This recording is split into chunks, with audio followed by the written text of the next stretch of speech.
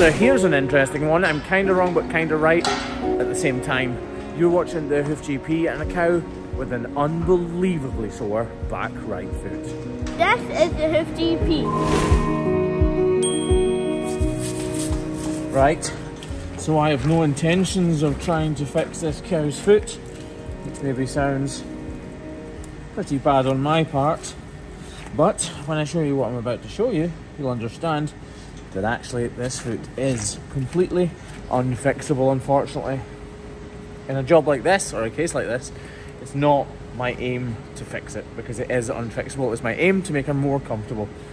And I'm fairly sure, but not certain, that we can do that today.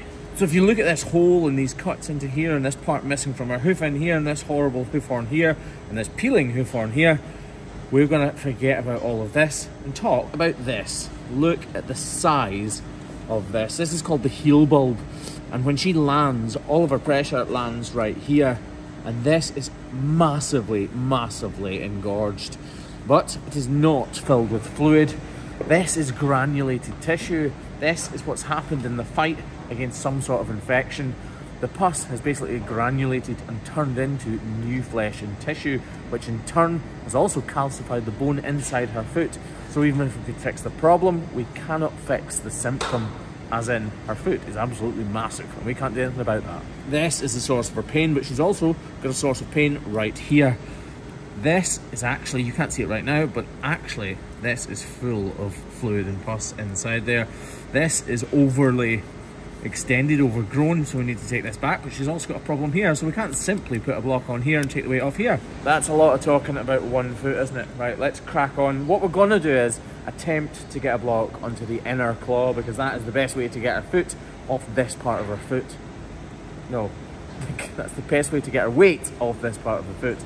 So we're gonna trim back the end of this toe, because I can actually see, if you look closely, this is only wall horn. It's actually sticking out over the end. So I know there's no blood supply whatsoever there, so we might as well just simply trim it off using these nippers. Look, as I'm doing that, actually I can see that's not even attached, look. So we can get our nippers in here as well and take that away.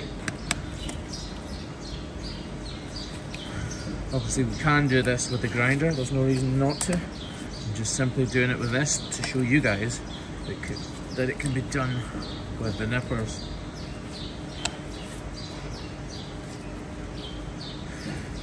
Right, I'm going to investigate this foot and see if I can get a block on. But to be honest, I don't know if this is an issue or not yet. I'm hoping that it's not. Right, so I'm taking the grinder here to flatten off the base of her sole. We're removing hardly any material here, but it needs to be completely flat for the block to adhere properly. And now I'm working my way around the side of this hoof because, and this isn't something you've seen me do before, we are going to build up the wall horn using the glue to give real stability and strength to this claw. You need to do everything you can to get that foot as high up off the ground as possible, because even if there is a height difference between the two claws, the sore one is going to sag down and still touch the ground. So we do remove as little as we possibly can from the sole of the hoof, but we do remove enough to make sure that the block is 100% bonded on there. Right, with that said, let's get this foot completely dried off, get the glue in position, squish that block on, and then fill up this portion of the wall horn. We're making sure it's completely full here, and then once it's done, we'll smooth it in with the grinder to make sure it doesn't catch on anything and flick back off. We'll leave that glue to fully harden before we shape it up a little bit with the grinder. There's Robbie in the background. Say hello, Robbie. Yeah. Right. Yeah. That was hello in teenager. Right, so all of this is flapping away. In fact, actually, this is too. So we're going to get rid of as much of this as we possibly can. Ooh.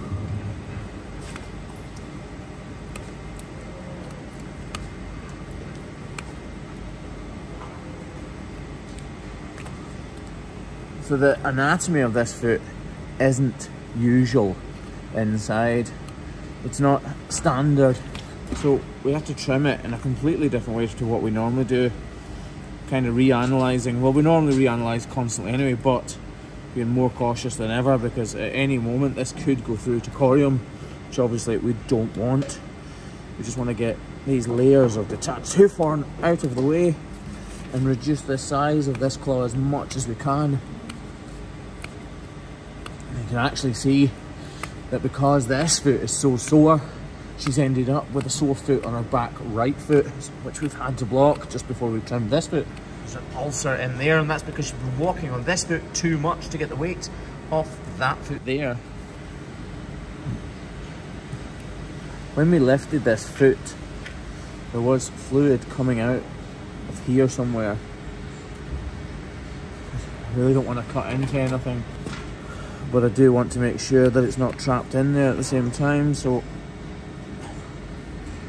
I'm in a bit of a conundrum.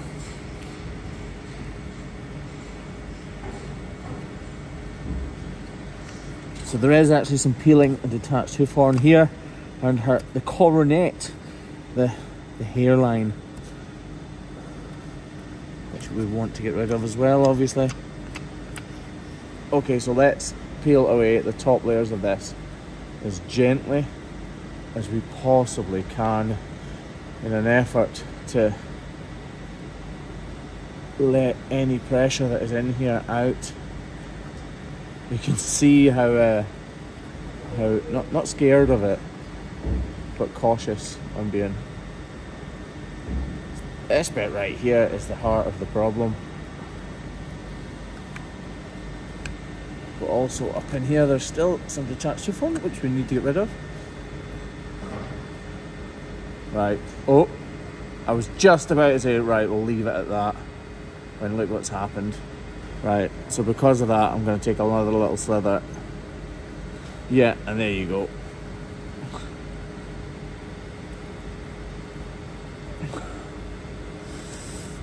Pass dribbling right down her foot.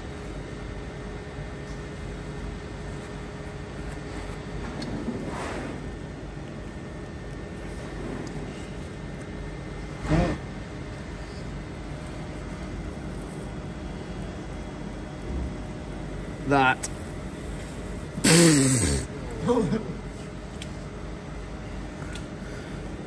Oh my god.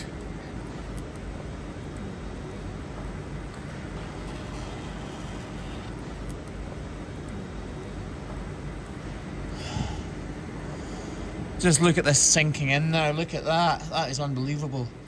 That absolutely stinks. Just gonna see if I can open that up just that little bit more without doing any more damage, but letting that pressure out.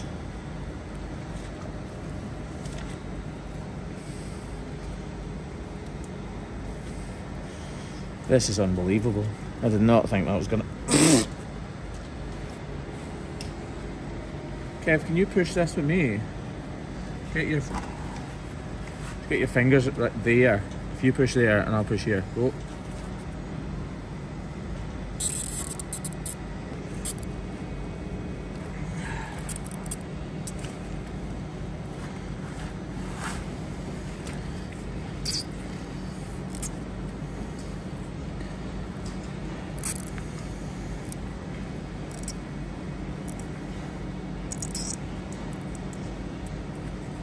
Okay, so I said we reanalyse these situations, and we are reanalysing this one constantly.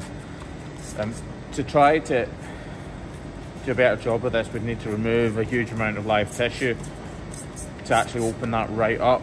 So all we are going to do is clean this out and treat it with an antibiotical spray that's already here at the farm, and then we'll recommend the vet sees this cow, because just look at that, look. All this pus flowing out here is unbelievable, but look at the cavity it's left behind. I can tell from the feel of it that this is completely live tissue, and for us to open that up would open this cow up to all sorts of even worse fates. So what we're going to do is we're going to wash this away, and I said we weren't going to put another block in here, but we're actually going to put another wooden block on top of here and really shape it so the back of it is higher than the front, so that she's really walking on here and completely off this side. Jeez, oh. Right. How's that smelling, Robbie? It's disgusting. I've never smelled something like that. Robbie certainly wasn't wrong. This really did smell absolutely horrendous. This is essentially rotting flesh pouring out the bottom of this poor cow's foot. I'm really glad we've been able to do more than I first thought we would with this cow, because I really thought all we would be doing would be gluing on a block and letting her go. When I first started filming this cow, I honestly never thought that was full of pus, because I wasn't wrong. I've never been wrong. No, I've been wrong, but I wasn't wrong when I said this is granulated tissue. This is extremely hard, the ball of her foot, and that is something that can't be fixed. Releasing that pressure from this foot will have helped the cow a lot, but it still won't heal her. Right, time to kind of shape up that wall horn that we filled with glue earlier on. This really isn't the standard for hoof trimming, but over the years I have definitely done this on numerous occasions. When you apply a block to a cow's foot, that foot needs to be in as good a condition as it possibly can be. The larger the sole area, the greater weight that it can bear. That portion of the wall horn reduced the capacity and the ability of that inner claw to take a block effectively. I want to make sure this block has no negative connotations on this cow's foot, so replacing the missing material with my glue is pretty much the only option. Okay, so we're not going to wrap this foot. We want everything to come out of that hole.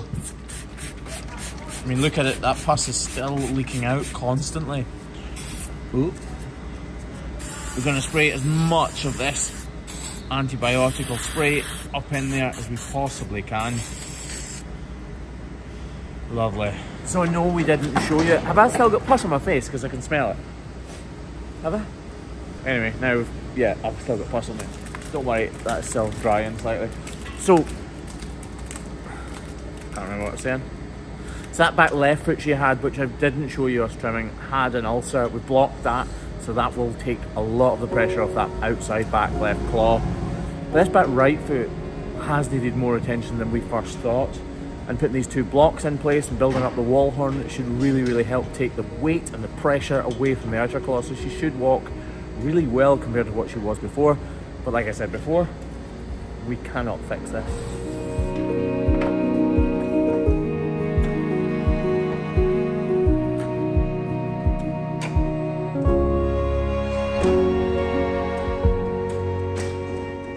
As she comes out of the crush here, actually, she's walking much better than I was expecting. She's really able to use those double blocks, and that is taking the weight and pressure away from the sore affected claw.